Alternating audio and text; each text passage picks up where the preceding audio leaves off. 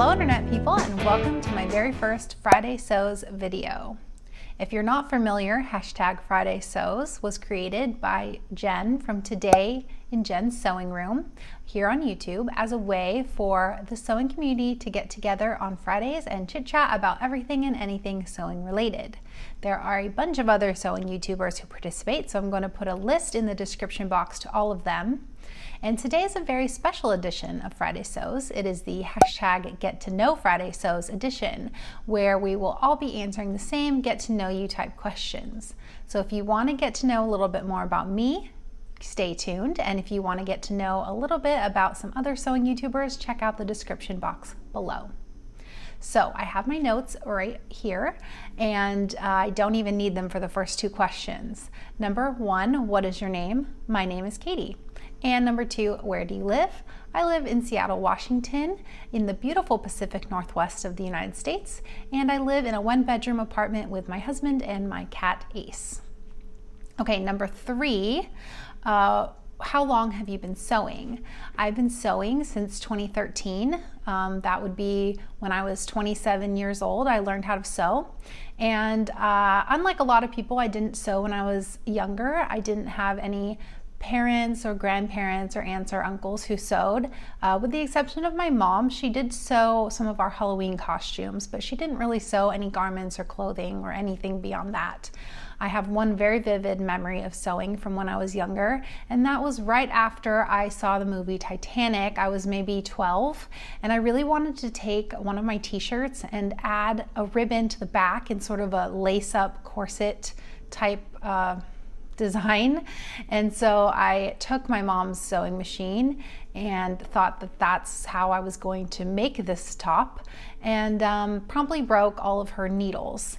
I think looking back on it, I wasn't lowering the presser foot, and I don't know, for some reason I didn't even ask for help or anything, and I'm pretty sure that sewing machine hasn't been touched since then. So that's all the only memory I have from sewing when I was younger, until I was about 27 in 2013 when I actually learned to sew for real.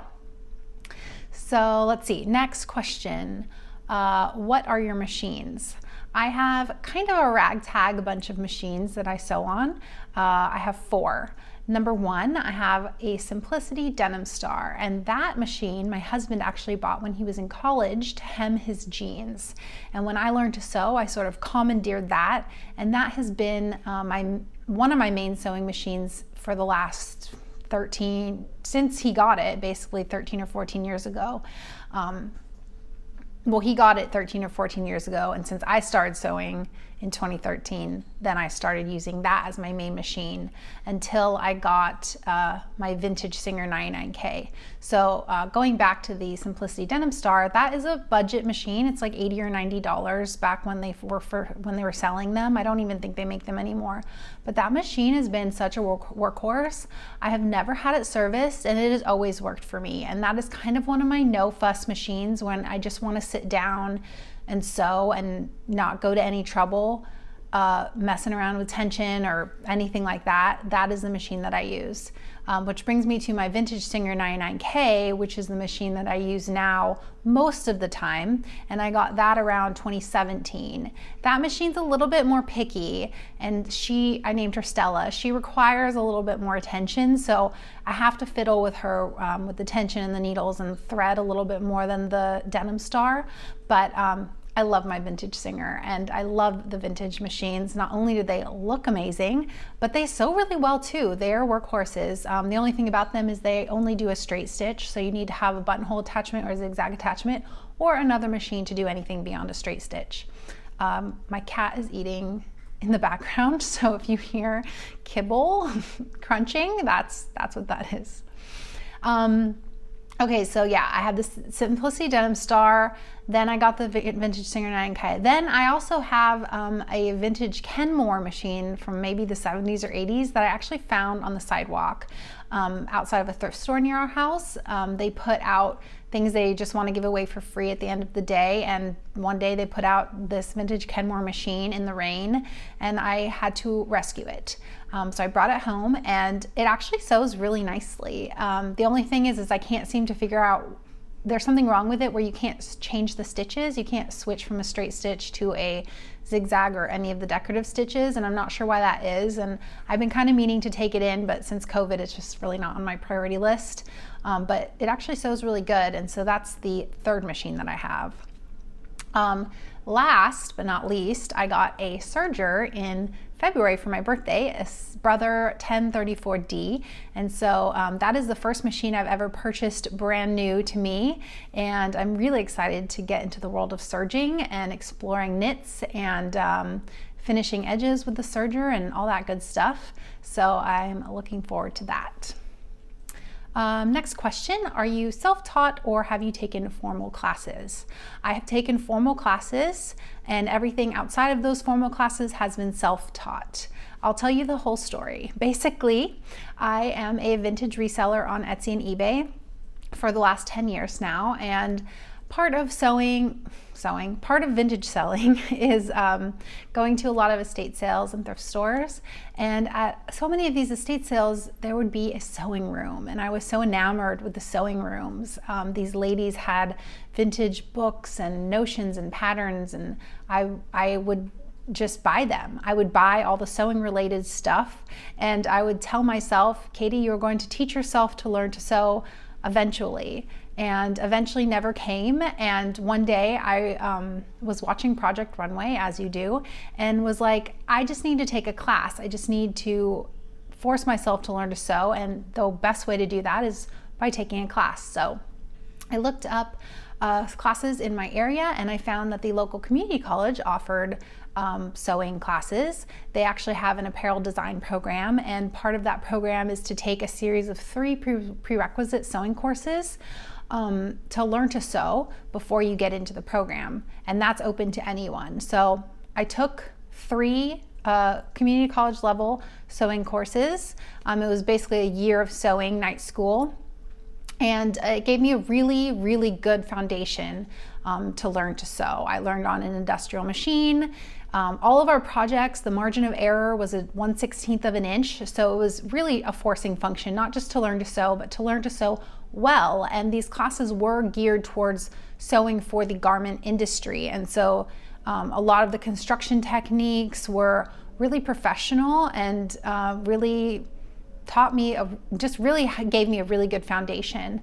And so everything beyond that has been self-taught. In those courses, we really just sewed with muslin and maybe some quilting cotton, but we didn't get into any other types of fabric or sergers or anything like that. So I've had to learn on my own with YouTube how to do everything beyond those classes. So that's the story of how I learned to sew. Next question, knits or wovens? I'm a woven girl through and through. I love linen, I love cotton, wool, silk. Give me all of the wovens. And I think that probably stems from those beginning sewing classes that I took. I never really formally learned to sew knits and very well, and never really liked sewing them with a zigzag or anything like that, mainly because also I love my vintage Singer, and that doesn't really do a zigzag. Well, it has a zigzag attachment, but it doesn't work very well. Anyways, now that I have my serger though, the world of knits has opened up to me, and I'm very excited to explore it. So who knows, perhaps knits will be a more favorited fabric in the future. But as of right now, I'm all wovens. Next question, big for or indie? I'm really split on this one. I love going to Joann's and getting like $10.99 or $2.99 patterns. They're cheap. You can get a bunch of different styles. I think that's really fun, but I get really annoyed with the instructions. I think that a lot of their techniques are repetitive. I think that they're not very well written sometimes. And so I really love indies for the quality that you get. They're more expensive, and I understand why, but I really think you're getting, most of the time, you're getting a really quality instruction with the patterns. Not always, some indie patterns are not as good as others, but I do really love them for the quality of the instruction most of the time. Yeah, I don't really like printing out PDF patterns, so I like Big 4 because it comes with the tissue paper. I like indie pattern styles. Sometimes the Big 4s are a little dated, but actually I think McCall's has been doing a really good job at staying up to date with trends. So it's really, I'm split. I can't decide. What about you? Are you a Big 4 or an indie person? Let me know. Let's see, next question. Online shopping or in-store? Prior to this pandemic, I was all about in-store shopping. I felt like I had to feel fabric. I felt like I had to thread match in person. I had to choose buttons in person. I was all about my local fabric stores. But since COVID, I don't really go to stores anymore. So it's been all online shopping all the time. And actually, I'm kind of loving it. I mean, I think it's really opened